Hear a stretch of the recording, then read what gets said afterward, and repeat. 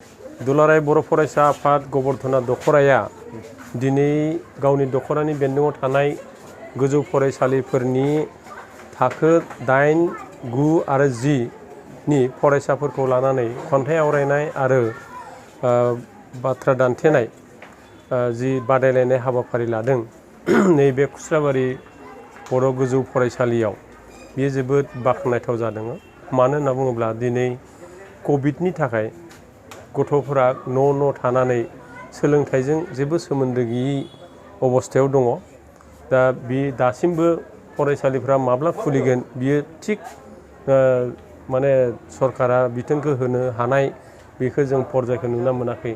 थेवबो बिनि गेजेराव फरायसाफोरनि गेजेराव जे सोलोंथाइनि सांग्रांथि बे सांग्रांथिखौ नैबे हाबाफारिनि गेजेरजों एसेब्लाबो लाबोनो हागोन बेखौ जोङो नुना मोनदों। आरो बेबायदिनो फरायसा आफादा जिहेतु फरायसाफोरनि बा बर' हारिनि सोलोंथाइनि जे दावगालु हाबाफारि बे दावगालु हाबाफारिखौ बा गुन गोनां सोलोंथाइ लानांगौनि जि गुरुत्त बे गुरुत्तखौ 2006 मायथाइनिफ्रायनो होबोगासिनो दङ आरो बेबायदिनो दाबो गुबुन गुबुन हाबाफारिनि गेजेरजों बेखौ मावफुंनो लागासिनो दङ। दिनै गबर्धना दख'रा दुलाराय बर' फरायसा आफादाबो बेबायदि हाबाफारिखौ लानाया दिनै कभिडनि दिनाव फरायसाफोरनि गेजेराव एसेब्लाबो सांग्रांथिखौ आरोबाव फिन सोलोंथाइनि फारसे लाबोफिननो हागोन होननानै आं सान्दों। आरो बेबायदिनो जुदि जोंनि फरायसालिफोरा जुदि बावैनो जुदि खुलिमारोब्ला बिनि गेजेरजोंनो आरोबाव गुबुन गुबुन हाबाफारि जुदि लाबावब्ला जोंनि जि सोलोंथाइयाव दावगानांगौनि जि थांखि बे थांखिया लासैनो बियो आरोबाव जोंनि गेजेराव फैफिनगोन बेखिनिखौ जों आसा खालामनो हायो आरो। Mission skill and quality education बेखौ लानानैनो दुलाराय बर' फरायसा आफादा जिखिनि मावफारिया लादों बेखौ दिनै गबर्धना दख'रा दुलाराय बर' फरायसा आफादाबो जिखिनि खन्थाइ आवरायनाय बाथ्रा दान्थेनाय बे हाबाफारिखौ लादों जोबोद मोजां जादों।